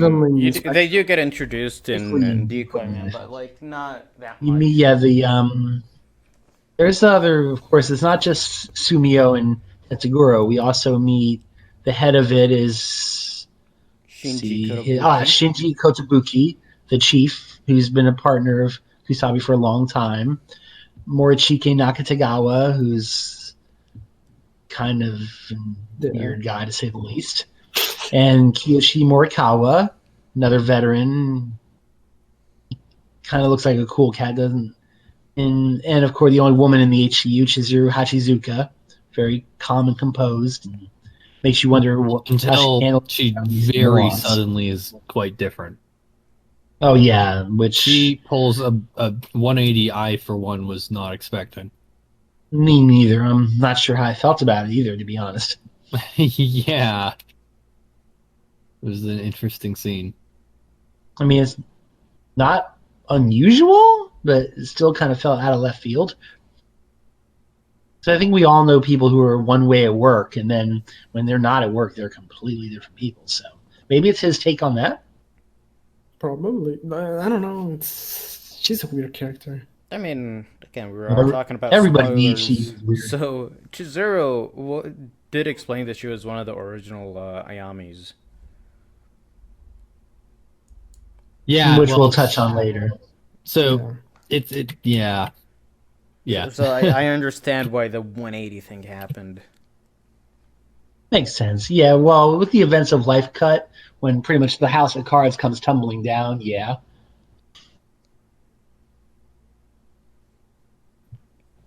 But I feel So, like I think we've touched on Spectrum. I feel like with the whole chapter of Silver Case, there has to be like a certain chapter that was cut, definitely, because it feels like something is missing, some sort of explanation of things are completely gone. There was like a huge time skip between chapter 4, chapter 5, or something. Yeah, I think. I know what you mean. Yeah, Life Cut and Kamui Drone feel very disjointed. 1, 2, and 3, I think, are very focused chapters, but there's entire chunks of Kamui Drone and Life Cut where it's like, wait, what happened to these guys? What just happened? Like, it kind of almost feels like he ran out of money and had to run to the finish line. I mean, I wouldn't be surprised if that was the case. I think they wasted all their budget on Parade, mostly. That wouldn't surprise me. So it kind of feels like we have two choices. We can do Kamui Drome fully fleshed out, or we can cut to the chase so we can finish Life Cut. And Life Cut, we will really cut to the chase. And I think that was the choice they made. That's what it feels like. Yeah, it does kind of feel like suddenly jumping to the last season of a show that you watch like the first 3 seasons of. Or like you ever turn on a show and accidentally start watching episode 6 and you're like, wait a minute, what's going? Oh shit, I missed 5 episodes. That's basically what happens when you start playing Life Cut. I kind of sort of understand that, but I never really skip episodes of shows. There was only one thing that I did that with was The Sopranos, where I just watched the last episode and that was it. Never watched any other episode. More like accidentally, like which I did with. I was showing a friend Steins Gate, and we accidentally turned on episode 10 instead of 5 because we couldn't find episode 5 on Funimation's site. And all of a sudden, a certain character is dead, and we're like, "Oh, whoops, my bad. We're not supposed to watch this episode again." I mean, with anime, yeah, definitely, you're not supposed to like skip a single episode. Should we get to the question? Totally unintentional. Yeah, so we did do some impromptu Q&A. We asked on Twitter if anyone had questions about the silver case. So let's see. We'll start with the first one. It's kind of a jokey kind of question by @Zoni_Lorenzo. And he asks, why is the game considered Kino? Did you say when is the game considered Kino? Why is the game considered Kino? Oh, why?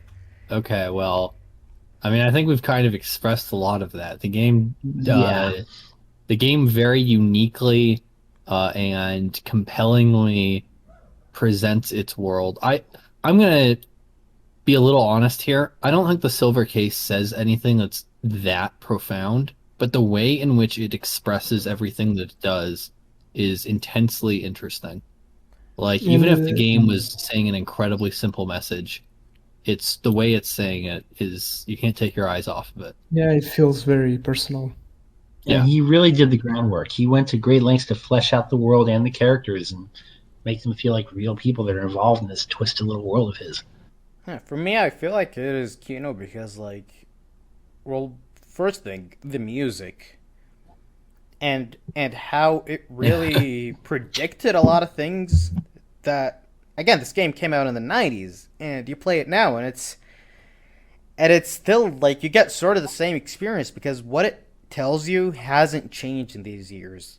I feel like, in fact, it kind of, like, gotten a little bit bigger with the whole technology especially stuff with the internet. Yeah. Oh, yeah, absolutely. The cam girls and the live streaming. Yeah.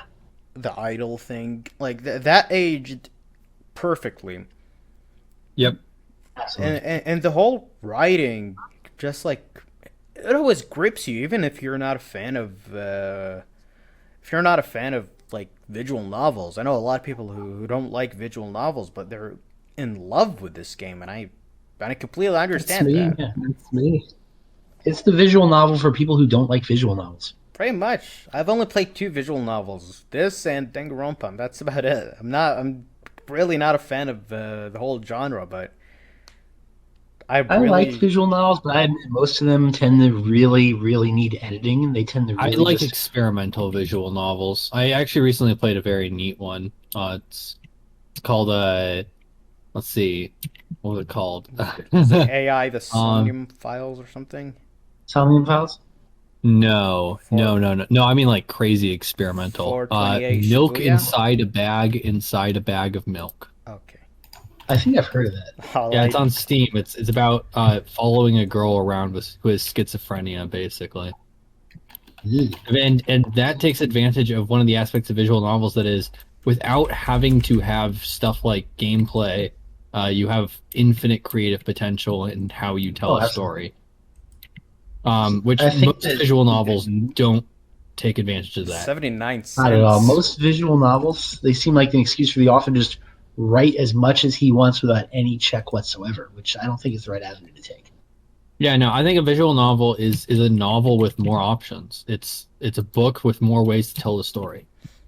To me, one of the best visual novels I've ever played is 428, and it's very similar to Silver Case. It follows around one day, criminal, and multiple perspectives. It's on my playlist, or not playlist, but like 2 playlists. It's been downloaded on my PC for like ages, but I have yet to Highly get recommend into it. So we'll go to our next question.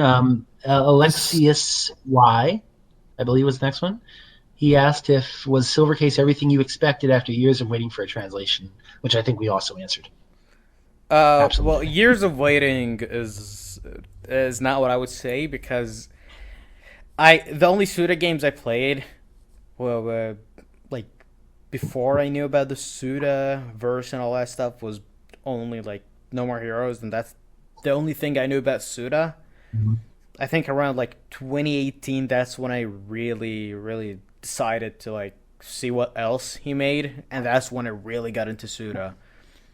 Yeah, I So wouldn't say I was a Suda fan until after I played the Silver Case. The Silver Case I made me a Suda fan. actually played Killer 7 before the Silver Case, but yeah, same same here. thing can be said. For me, I'd say Killer 7 Yeah. is what made me like a full-fledged Suda fan, is what made me want to like play every single thing that he made, and so far I have done that, except for Moonlight Syndrome or whatever.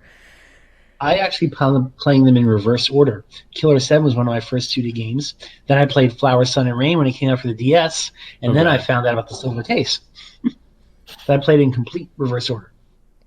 I'm sure the ending of Well, Flower, Sun, and Rain was great then. Mm.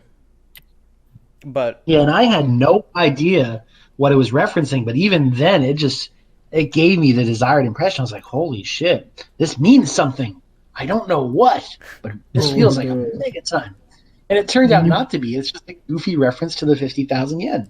But when I first played it, I thought it was some big world-shattering plot twist. Like there's a big criminal conspiracy around this 50,000 yen.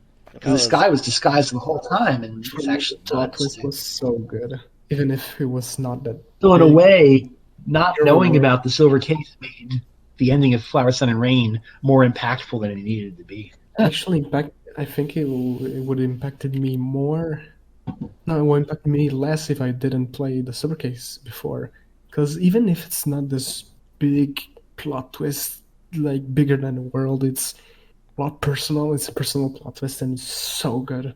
Like then the music plays and the menu changes to the Silver Case. It's really, and it's really something. but yeah, I feel like Flower, Sun, and Rain can be played and enjoyed alone, but if you play the Silver Case before, it adds a lot to it, like discovering It really does.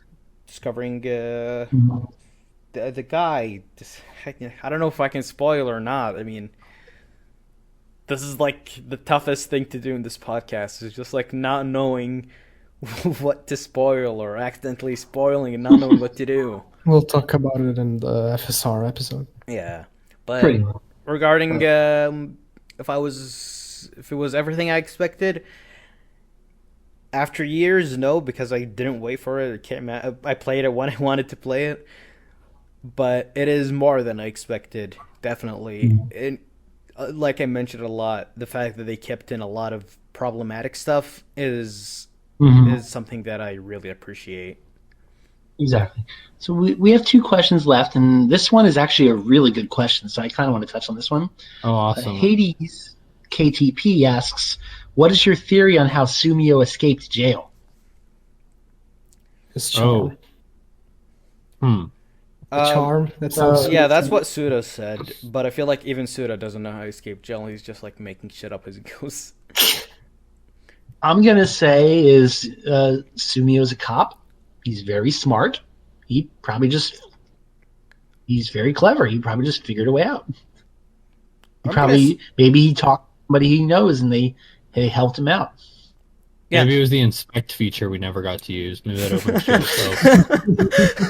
Maybe he got a cop to do it for him. Maybe one of his jailers was sympathetic and said, "Yeah, I'll help you out, dude. I feel Go find your woman." I feel like, to me, at least, it's one of three things. It's either that, like, the court couldn't pin him on the whole parade thing that happened, so he got let out. It's good theory. Maybe he just got let out. Yeah, maybe he wasn't found guilty.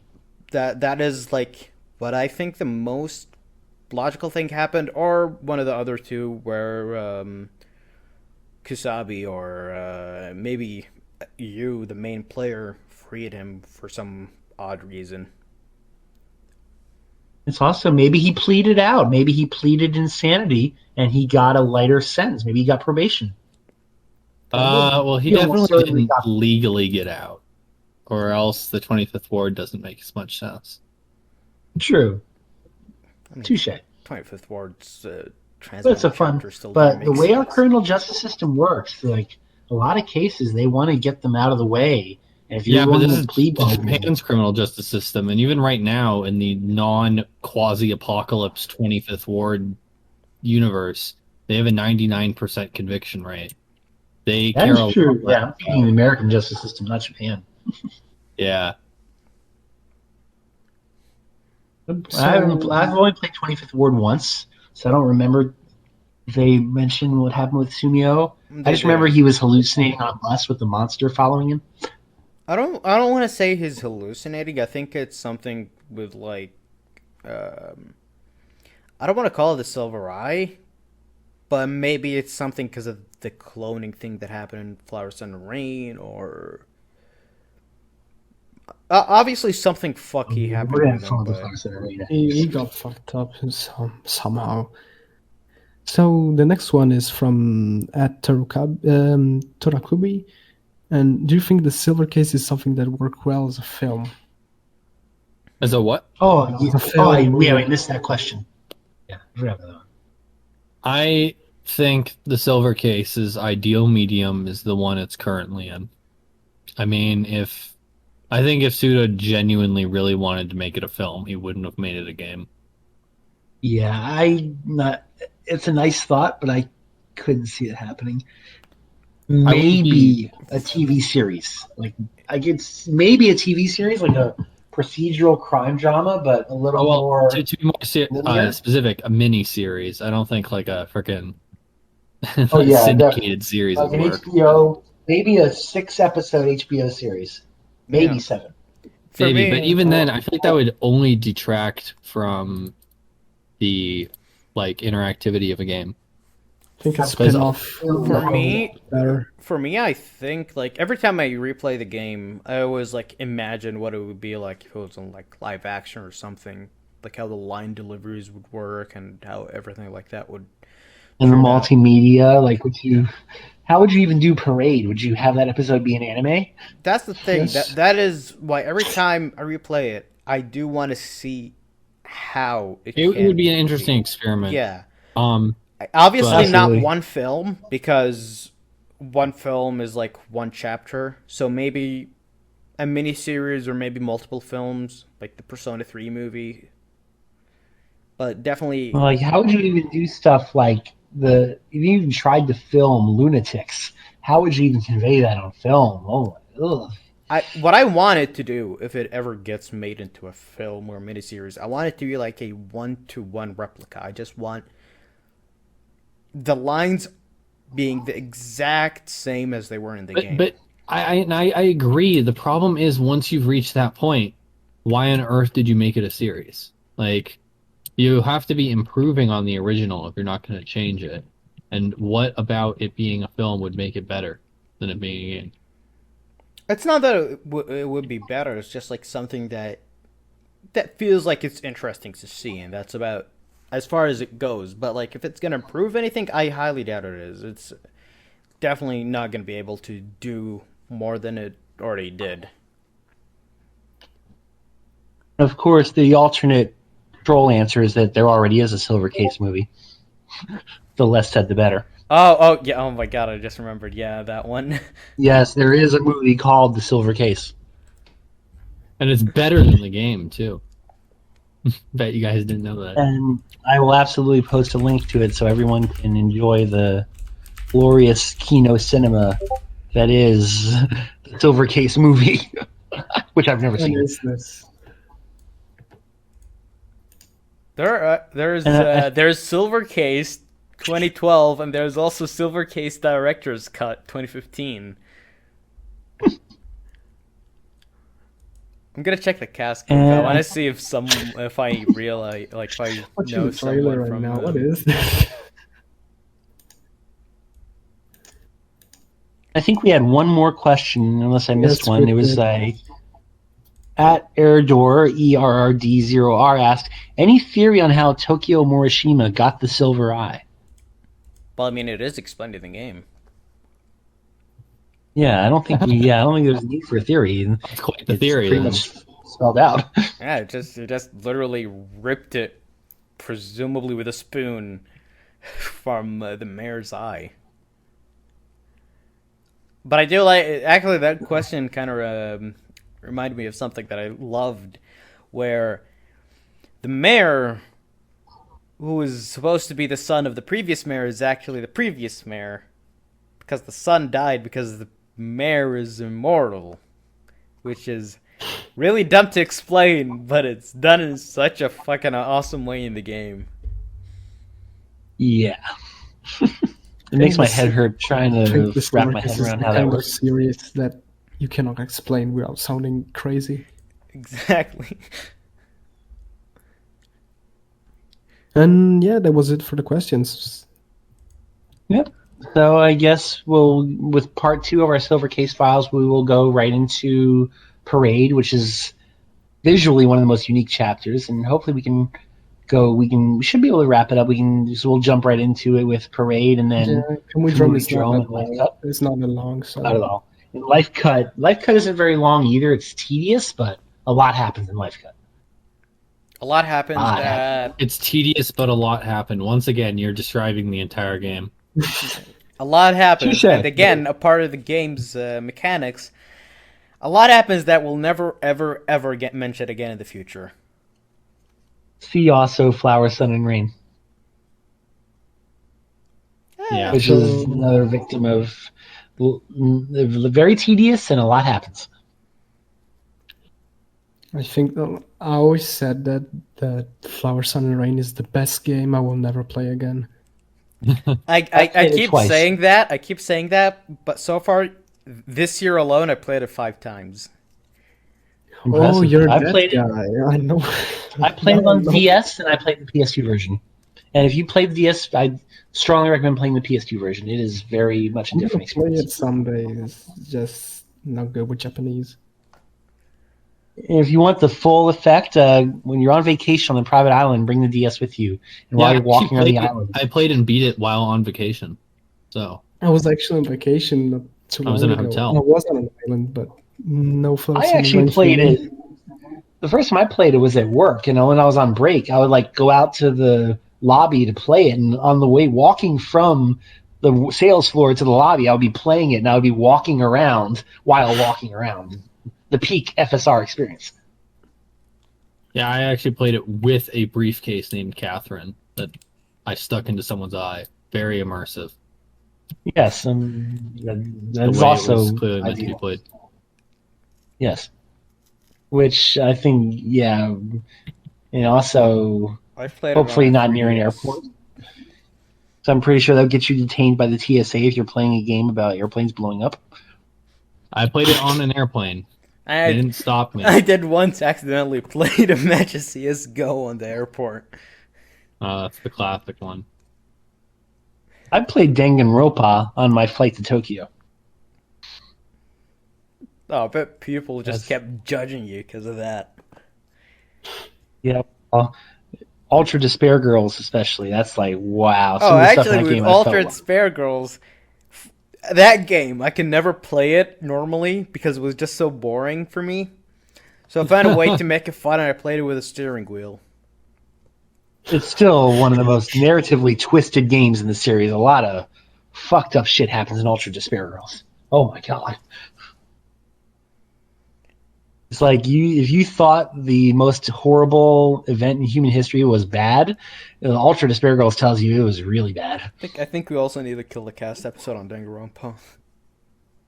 Yes, that would be great. So I think we can probably wrap it up on that note. Like, wow, I think we almost came up on 2 hours for this episode. Yes, surprisingly enough, I thought it was gonna be like a one-parter, a parter. I didn't realize it was gonna be 2 parts. Yeah, you Yeah, can't definitely. fit the silver case into an episode. I'm actually scared No, about the definitely not. 25th floor. Oh, the 25th War is gonna be like 3 parts. Oh god, yeah, we'll do one for Matchmaker, one for Placebo, and one for Correctness. Maybe correctness would also need like 2 parts in itself. So Yeah, and unlike Silver Case, there is no clear line of going, Placebo, Matchmaker, Placebo, there is Matchmakers. actually technically. I mean, you are supposed to go correctness, matchmaker, placebo, correctness, matchmaker, placebo. But nowhere is it like it doesn't help much. yeah, sort of, It does not help. because the cases do happen at the same time as the other ones. It didn't feel as tightly interwoven as it did in Silver Case. Oh, definitely, because like Silver Case was just like placebo explaining what was happening or what happened. Yeah, and at some point in 25th Ward, it feels like Morishina's like, fuck it, I don't even know. But man, it is really interesting seeing how Tokyo just like grew. Oh yeah, his arc is something else, especially when you factor in FSR, Yeah, for me, I feel like it's which is one of the best chapters in FSR. Is about him. It's a much better, much better and much bigger change than Travis Touchdown, for example. Absolutely. Because like you see Travis in the first game and the last game, he's still the same old Travis, making jokes and all that stuff. Tokyo's just like very fucking different, dead basically, except in Yuki. Oh, Yuki is like now is like, hey, Is it Yuki I or know Yuki? what I'm gonna do now. I have a theory about that. We're gonna talk about it in the 25th Yeah. episode. So I guess on that note, we can wrap it up. Anybody want to shout out projects or socials? No, not me. Well, my social, like I said, at Quill51, but the L's are I's because, again, someone took the Quill51 handle. The YouTube is currently just called Quill. It's linked on my Twitter. You can just type on YouTube the Silver Case Dual playthrough and you'll see me. Again, the playthrough is on hiatus until I beat Monkey Ball, which is arguably more important. You should do Monkey Ball and Silver Case simultaneously and connect the deepest lore. God, the desyncs, man. Like, I'm already having desyncs with the PS1 and PC version, so add Monkey Ball to the mix.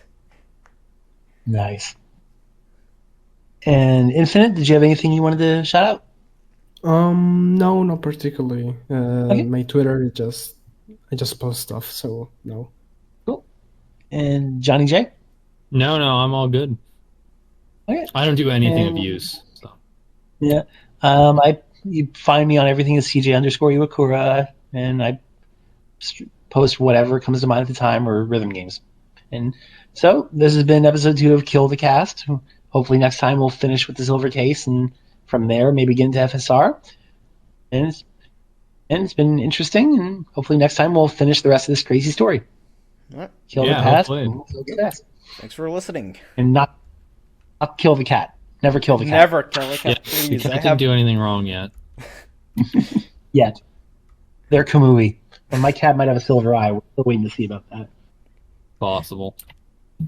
Alright, see ya, everyone. Bye bye. See you, everyone.